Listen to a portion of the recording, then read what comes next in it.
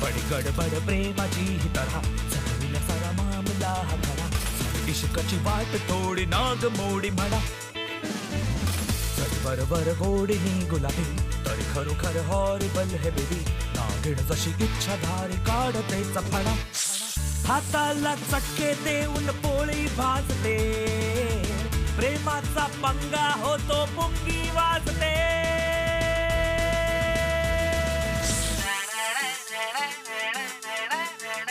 प्रेम poison पंगा प्रेम poison पंगा प्रेम poison पंगा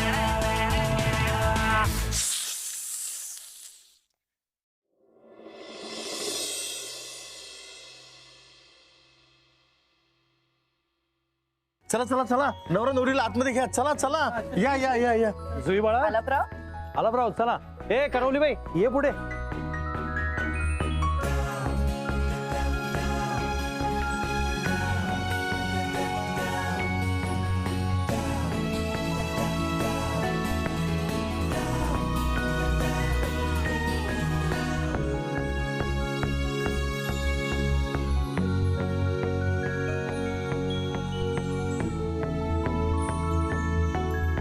सुनबाई थांब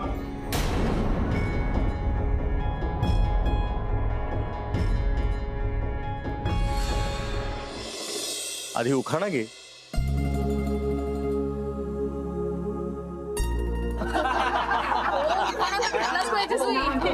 तिला उखाणा वगैरे अरे मला सांग हे ना अरे उखाणा कसा जमेल तिला पाठ तुला जमेल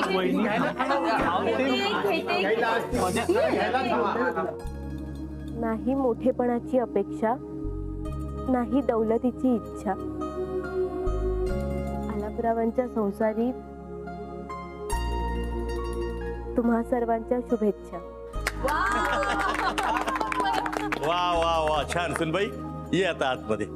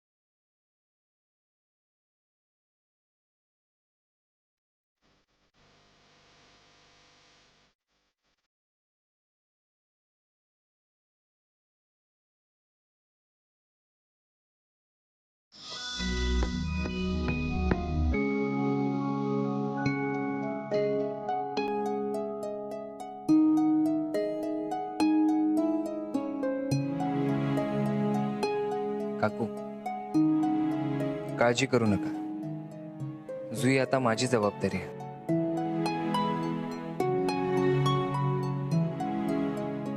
आलाप तिला सांभाळून घे हा हा आता तुम्ही तिची काळजीच करू नका तिच्यासाठी मी तिचा फ्रेंड आहे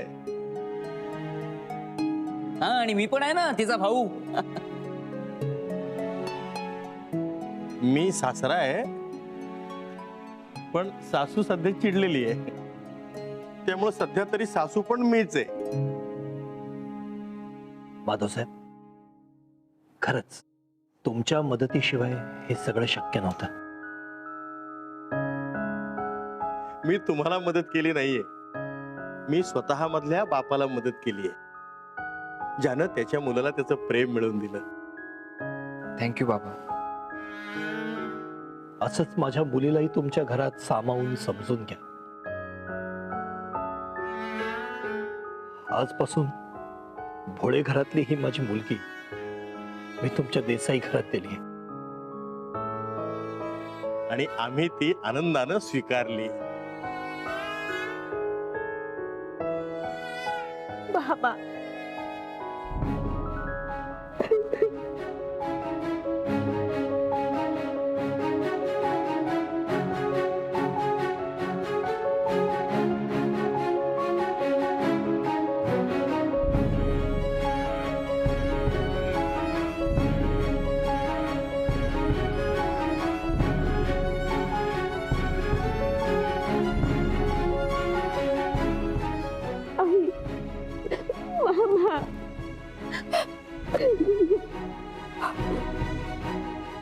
जुई, आता हे घर तुझं आहे. हे घर सांभाळ.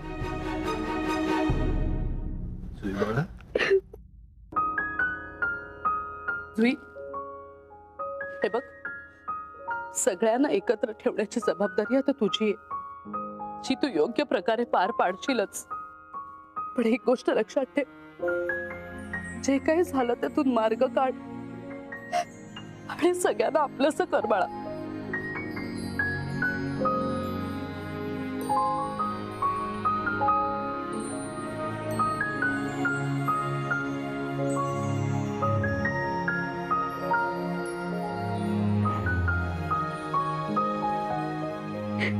हे वेळाबाई, अगं रडतेस कशाला?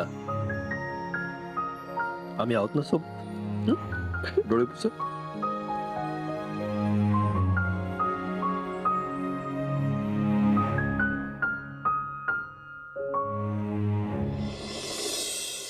माहिती तुला राग येणं साहजिक आहे, पण जर तू ह्या सगळ्या गोष्टींचा विचार केलास तर विचार तुम्ही करायला हवा होता, असं नाही वाटत तुम्हाला?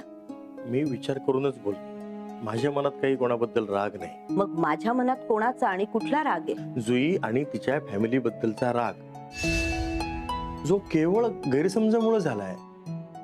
आणि त्यामुळे तू जे काही बोलतेस, जे निर्णय घेतेस, ते आलाप आणि जुईच्या नात्याच्या विरुद्ध असतात. हो, पण आज त्यांनी मला हरवलं.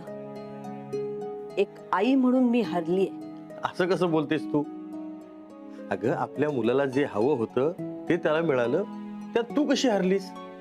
जे झालं ते माझ्या मनाविरुद्ध झालं आणि म्हणून मी हरले. आणि या सगळ्याला मुख्य जबाबदार तुम्ही आहात. हे बघ, एक बाप म्हणून जर मी माझ्या मुलाचं हित बघत असेल आणि त्यात कोणी मला जबाबदार धरत असेल तर ही जबाबदारी मी घ्यायला तयार आहे. पण एक गोष्ट लक्षात ठेव मालती, यामध्ये आपल्या आलापचंच भलं झालंय. म्हणून तुम्ही एक आईला हरवलत. कोण जिंकलं कोण हरलं यापेक्षा एकमेकांच्या प्रेमातली दोन मनं एकत्र आली हे चांगलं नाही का? आणि मग माझ्यासारख्या आईचं काय? मालती, एकदा ना तुझ्या मधल्या आईला विचार की एकमेकांवर प्रेम करणारी दोन मनं एकत्र येणं चांगलं की माणसामधला इगो चांगला? तुम्ही कितीही त्यांच्या बाजूने किंवा त्यांच्या प्रेमाच्या बाजूने उभे राहिलात ना, तरी माझ्या लेकी जुईला या घरात आणि माझ्या मनात स्थान नाही.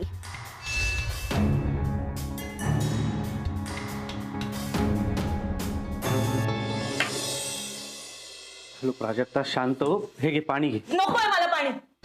असेल ना तर विष दे, विष. हे बघ, मूर्खासारखं काहीतरी बोलू नकोस. अच्छा, म्हणजे मी बोलते ते मूर्खपणाचं का? आणि बाहेर जे काय घडलं त्याला काय म्हणायचं मग? नाही नाही, बरोबर आहे तुझं. आपणच मूर्ख. पण असे गाफील कसे राहिलो ना तेच कळत नाहीये. स्त्रीच्या घरचे काहीतरी करू शकतात हे डोक्यात कसं नाही आलं माझ्या? हे बघ, जे झाले ते आपण बदलू शकणार आहोत का आता? तेच ना गंधार, तेच. झालेला प्रकार आपण बदलू नाही शकत याचाच तर त्रास होतोय ना गंधार. अरे, आपल्या डोळ्यासमोर आलं पण जुईचं लग्न लागलं रे. त्यात माझे मामा आणि कोमल फारच उदार मनाचे. अगं, पण त्यांनी त्यांची मतं मांडली. अरे, पण त्यांच्या मतं मांडण्यामुळे मांडलेला अख्खा डाव मोडला. त्याचं काय? कोमल बिचारी सगळ्यांचं भलं बघून बोलली असेल रे. पण आला जुई आणि जुईच्या घरचे यांना समजायला नको? बिचाऱ्या कोमलची सगळी स्वप्न भंग केली रे त्यांनी. हे बघ, आता चिडचिड करून काही फायदा होणार आहे का?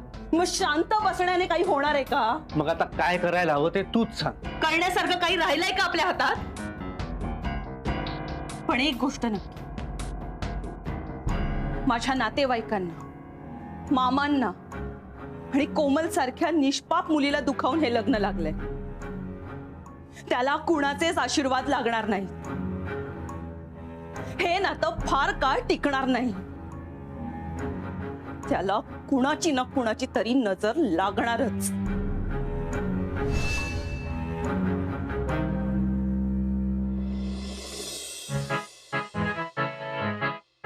Sir, congratulation sir.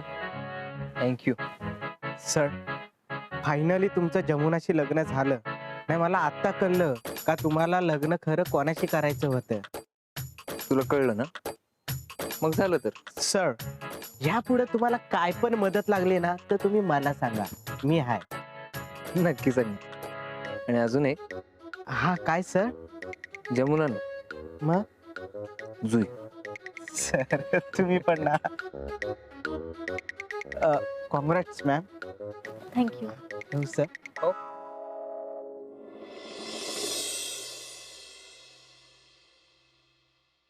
So congratulation जुई भोळे.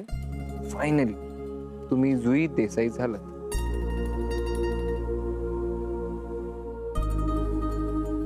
पण आला, आज जे झालं ते योग्य झालं ना? म्हणजे आला परे, तुझ्या आणि कोमलच्या लग्नात आम्ही येणं, कोमलचं लग्न मोडून माझ्यासोबत तुझं लग्न होणं, आईंचं लग्नातून आत निघून जाणं, हे सगळं योग्य आहे ना? जुई, मला माहितीये तू सगळ्यांचा विचार करूनच हे बोलते.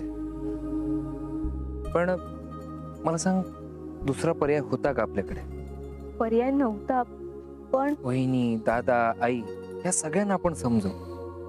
फक्त आपण नेहमी सोबत राहायला हवं.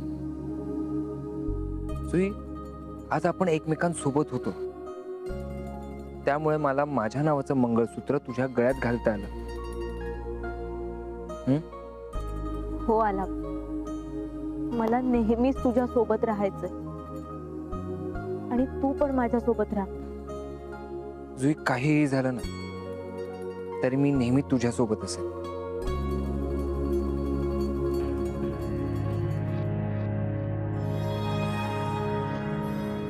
आला, मला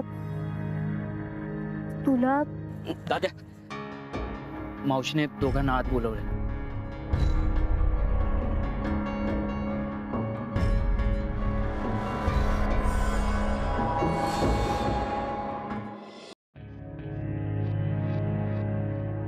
आई, तू बोलवलं? उदय, आपल्याकडे गेस्ट रूम आहे. हो. आपल्या घरात आलेले पाहुणे तिथे राहतात. हो. आजपासून तुझ्या दाद्याची जी मैत्रीण आपल्या घरी आलीये तिला तिथे राहायला सांग.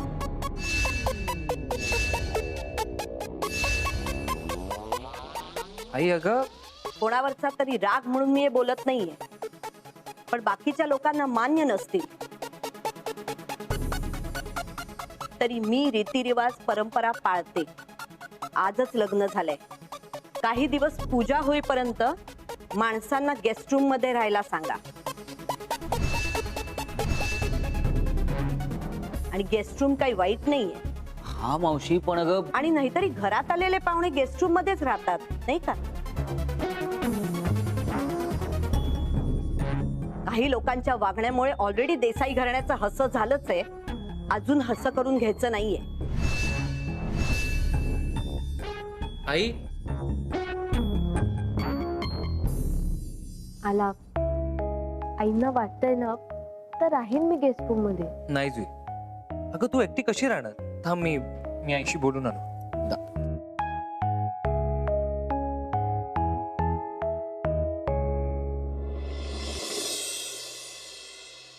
आई, आई ऐक ना. आई, हे बघ, तू चिडलीस हे मान्य आहे मला, आई बघ, मला कळतंय की हे जे काही लग्न झालंय त्याला तुझा होकार असला तरी तुझ्या इच्छेविरुद्ध झालंय.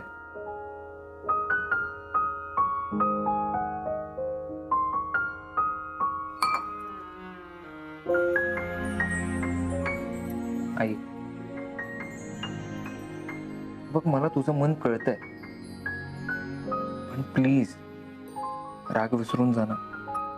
आईने सांगितलेल्या थोड्या जरी गोष्टी डोक्यात असतील ना तरी आठवून बघ.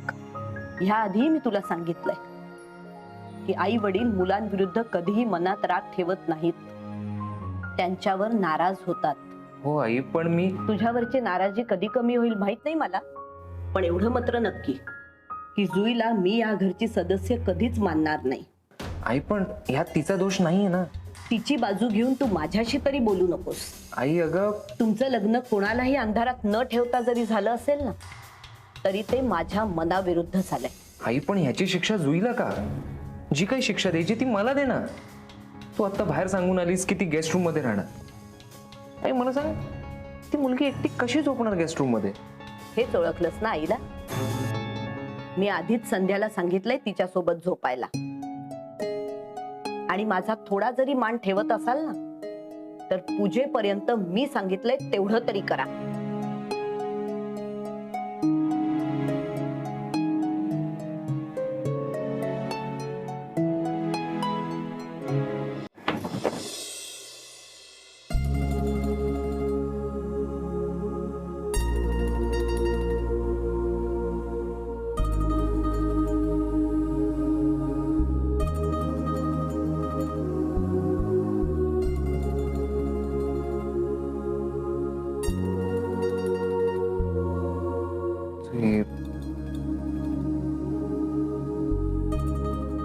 सॉरी. का? आईमुळे तुला असं गेस्ट रूम मध्ये राहावं लागतंय. आला परत त्यात काय? घरात असे ना मी. हे बघ, आईनी मला निदान गेस्ट रूम मध्ये तरी राहायला सांगितलंय, बाहेर तर नाही ना काढलं. पण घाबरू नकोस. नाही रे. आणि संध्या येईल तुझ्यासोबत झोपायला. हा, मग घाबरू शकते हा मी. ह्या सगळ्या घाई गडबडीत एक गोष्ट राहिली. कुठली?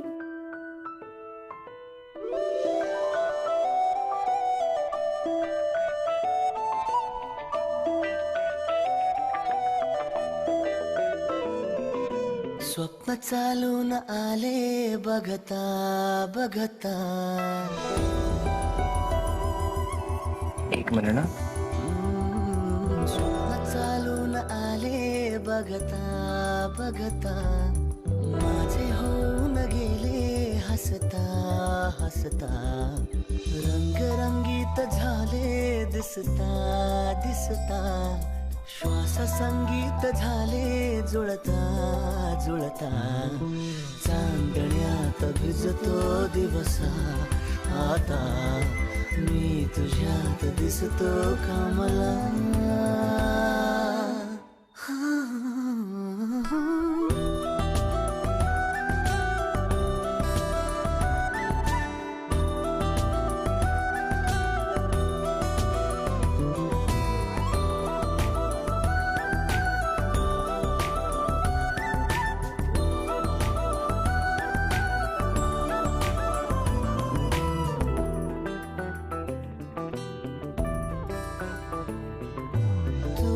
आजही तू द्या. तूच सावली या दिशा.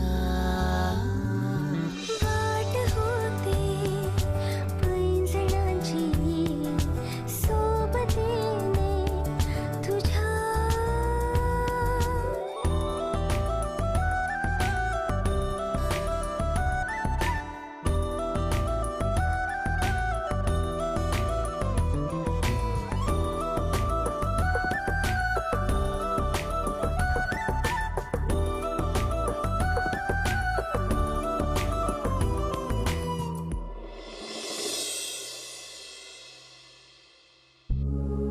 आला. थँक्यू. का? आज माझ्या आयुष्यातलं सर्वात मोठं स्वप्न पूर्ण झालंय.